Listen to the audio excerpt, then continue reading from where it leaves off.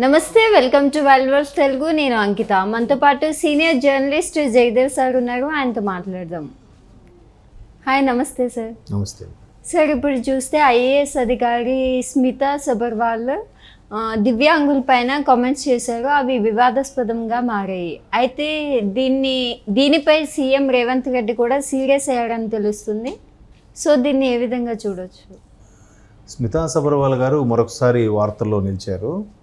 అంటే గతంలో కూడా కేసీఆర్ గారికి సెక్రటరీగా ఉండడము, లేదంటే సమ్ ప్రభుత్వకు సంబంధించిన శాఖల పరంగా ఉండడము, వీటన్నిటికి సంబంధించి తర్వాత ఎప్పుడైతే కేసీఆర్ గారి ప్రభుత్వం ఓడిపోయిందో, రేవంత్ రెడ్డి గారు వచ్చాక ఆవిడ కొద్ది రోజులు కనీసం గవర్నమెంట్ వైపు రాలేదు, దానికి తోడుకు వచ్చి ముఖ్యమంత్రిని కలవలేదని రకరకాల విమర్శలు వచ్చాయి. తర్వాత చాలా వరకు కొన్ని నిర్ణయాలు ఈయన ఆమెతో డిస్కస్ చేసే నిర్ణయాలు తీసుకునేవారు కేసీఆర్ గారు అనే విధంగా ఈవిడ కూడా వార్తలో నిలిచారు. ఆ తర్వాత మళ్ళీ కొద్ది రోజులు, సుమారుగా నెల రోజులు 2 నెలల్లో కనబడలేదు. తర్వాత మళ్ళీ ప్రభుత్వంలో ఉన్నారు, ఇప్పుడు పని చేసుకుంటున్నారు. అయితే రీసెంట్గా మహారాష్ట్రకు చెందిన ఒక పూజ అనే ఒక అమ్మాయి, తను దివ్యాంగుల కోటాలో సివిల్స్ సెలెక్ట్ అయిందన్నట్టుగా వార్తలు వచ్చాయి. అయ్యారు. కానీ ఆవిడ మదరు ఇప్పుడు ఆవిడ ఇంకా కలెక్టర్ అవ్వకముందే సాధారణ ప్రజల మీద, కొంతమంది వ్యక్తుల మీద రుబాబు ప్రదర్శించారని, రకరకాలుగా దాన్ని వాడుకునే ప్రయత్నం చేస్తున్నారన్నట్టుగా ఈ మధ్యకాలంలో నేషనల్ లెవెల్లో ఆ పూజ అనే అమ్మాయి విషయంలో ఇష్యూ నడుస్తుంది. సో ఆమెకు కూడా ఎట్లా అంటే దృష్టికి సంబంధించిన లోపం ఉంది, ఆ లోపంతోనే ఆమె సివిల్స్ ర్యాంక్ కొట్టింది అన్నట్టుగా ఉంది. అయితే ఈ సందర్భంలోనో మరి ఇతర సందర్భంలో తెలియదు, స్మితా సబర్వాల్ గారు అంటే సంబంధించిన సివిల్ సర్వెంట్స్ ఎవరైనా సరే అత్యంత యాక్టివ్గా ఉండాలి. పని గంటలు ఎక్కువ ఉంటాయి, ఒక్కొక్కసారి అర్ధరాత్రి అవ్వచ్చు, అపరాత్రి అవ్వచ్చు, ఎక్కడికైనా వెళ్ళాల్సి ఉంటుంది. అలాంటి సందర్భంలో దివ్యాంగులు అంత ఇదిగా వెళ్ళలేరు కదా, అందువల్ల అటువంటి వాళ్ళకి ఆ కోటా పెట్టకపోతేనే బెటరు సివిల్స్లో అన్నట్టుగా ఆవిడ ఒక వేదికగా అభిప్రాయాన్ని పంచుకున్నారు. సో దాని మీద ఇప్పుడు దుమారం రేగుతుంది. ఎస్పెషల్లీ ఇక్కడ ఉప్పల్లో ఎక్కడ ఉంటారు ఆవిడ, బాలలత గారని. ఆవిడ మనం యూట్యూబ్ షార్ట్స్లో, బాలలత మేడం చాలా బాగా యూట్యూబ్ షార్ట్స్లో కూడా చాలా బాగా ప్రతి చిన్న విషయాన్ని కూడా 1 మినిట్లో చాలా కూలంకషంగా ఎక్స్ప్లెయిన్ చేసి, మరి ఆవిడ ఎక్స్ప్లెయిన్ చేసి అలా పెడుతున్నారో లేకపోతే ఆవిడ చేసిన దాన్ని వీళ్ళు అలా షార్ట్గా చేసి పెడుతున్నారో తెలియదు, కానీ చాలా బాగా చెప్తారు వివరంగా. సో అట్లా ఆవిడ జనరల్గా ఇంతకుముందు ఆవిడ ఇంటర్వ్యూ నేను చూశాను చాలా సందర్భాల్లో.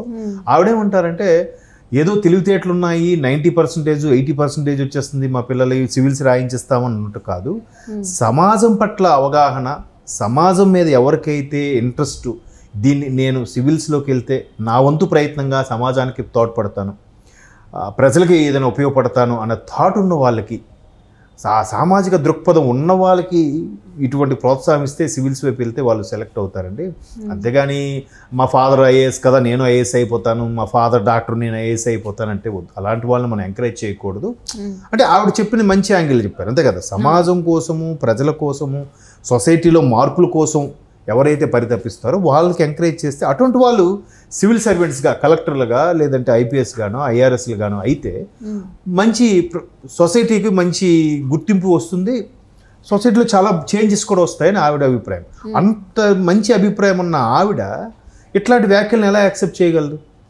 ఇప్పుడు పరిపాలనకి, అడ్మినిస్ట్రేషన్కి శరీరం అంత అందంగా ఉండాల్సిన పని లేదు, అలాగని ప్రతి అవయవం కూడా కండిషన్లో ఉండాల్సిన అవసరం లేదు. ఈవెన్ కొంతమంది ఇప్పుడు ఆయన ఎవరు, యుఎస్లో ఆయన పేరు గుర్తు, సైంటిస్ట్, ఆయన కూడా దివ్యాంగుడే, కానీ అపర మేధావి కదా. సో మేధావితనానికి, వర్కింగ్ స్కిల్స్కి, అడ్మినిస్ట్రేషన్ స్కిల్స్కి దీనికి సంబంధం లేదు అనేది ఆవిడ అభిప్రాయం. ఆవిడే కాదు, చాలామంది మేధావులు కూడా అదే ఉంటున్నారు. ఇప్పుడు రేవంత్ రెడ్డి గారు కూడా ఈ విషయంలో ఈవిడ ఎందుకు అలా కామెంట్ చేసింది, తెలంగాణ ప్రభుత్వం దీనిపై చర్యలు తీసుకోదా, తెలంగాణ ప్రభుత్వంలోనే ఆవిడ ఒక అధికారి కాబట్టి ఆవిడ ఇలా వ్యాఖ్యలు ఎందుకు చేశారనే దాని మీద ఆవిడ తిరిగి ప్రభుత్వం మీదకి వెళ్తుంది. ఇప్పుడు ఏ అధికారి చేసినా, ఎక్కడే చిన్న లొల్లి జరిగినా, ఏ గొడవ జరిగినా ఆ ప్రభుత్వం సరిగా పట్టించుకోవట్లేదు, ఆ పోలీసులు సరిగ్గా స్పందించట్లేదు అన్నట్టుగా ఆవిడ తిరిగి ప్రభుత్వం మీద నెట్టేస్తూ ఉంటారు. ప్రతిపక్షాలు అలాగే మాట్లాడతారు, చాలామంది కూడా వీళ్ళు సరిగ్గా పట్టించుకోలేదబ్బా అన్నట్టుగా ఉంటుంది. సో ఇప్పుడు కూడా ఈ విషయం ఆ నోట ఈ నోట ముఖ్యమంత్రి రేవంత్ రెడ్డి గారి వరకు వెళ్తే ఆయన సీరియస్ అయ్యారు అన్నట్టుగా ఉంటుంది. బట్ అలా సీరియస్ అవ్వరు. అట్లాంటి స్టేట్మెంట్లు ఇవ్వద్దు అని ఏదో చెప్తారు. ఓకే. ఎందుకంటే ఈవిడ చిన్న పర్సన్ ఏం కాదు, సివిల్ సర్వెంట్. ఆయన హుందాగా ఉండేవి కాబట్టి చిన్నపిల్లలు తిట్టుకునేలాగా ఉండదు. బట్ అలాంటి వ్యాఖ్యలు చేయడం కరెక్ట్ కాదు, బాధ్యత గల పదవిలో ఉన్నప్పుడు అలాంటివి కరెక్ట్ కాదు. అయితే ఇక్కడ మళ్ళీ స్మితా సబర్వాల్ గారి వ్యాఖ్యల్ని మనం ఇంకో యాంగిల్లో చూస్తే, అంటే ఇప్పుడు అదే స్మితా సబర్వాల్ గారు చెప్పిన స్టేట్మెంట్ ప్రకారము ఒక సివిల్ సర్వెంట్స్, ఐఏఎస్లు, ఐఆర్ఎస్లు అటువంటి వాళ్ళకి ఓకే, కానీ అదే ఐపీఎస్ అంటే మళ్ళీ డిపార్ట్మెంట్ వైపు వెళ్ళామనుకోండి, దివ్యాంగులకు కొద్దిగా ఇబ్బందికర పరిస్థితులు.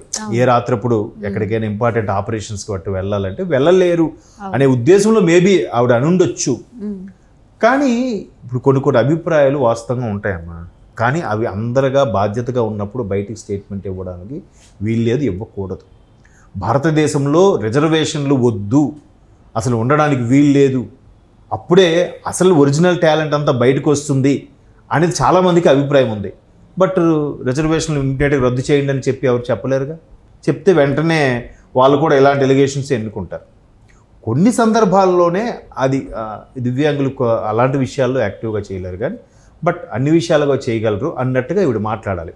ఇంకోటి దివ్యాంగుల గురించి సందర్భోచితంగా చెప్తున్నాను, వాళ్ళు దివ్యాంగులు మనం అనుకుంటాం కాబట్టి భగవంతుడు అక్కడ దివ్యాంగులుగా ఒక లోపం పెట్టాడంటే దృష్టిపరంగా, ఆలోచన పరంగా సాధారణ మనుషుల కన్నా రెట్టింపు సంఖ్యలో వాళ్ళకి నాలెడ్జ్ ఇస్తాడు. మీరు ఎప్పుడైనా అబ్జర్వ్ చేయండి, ఒక హ్యాండిక్యాప్డ్ కానీ ఒక దివ్యాంగులు కానీ వాళ్ళని చూస్తే అరే ఎంత చాలా బాగుంటుంది, అరే ఎంత షార్ప్గా ఆలోచిస్తున్నాడే, అరే చాలా బాగా చేస్తున్నాడే అనిపిస్తుంది. అంటే అది ప్రకృతి ధర్మమో లేదా భగవంతుడు సృష్టి అలా కల్పించబడిందో తెలియదు, కానీ వాడికి భగవంతుడు ఒక దగ్గర ఆ లోపం పెట్టాడంటే మిగతా అవన్నీ డబల్ ఇస్తాడు వాడు.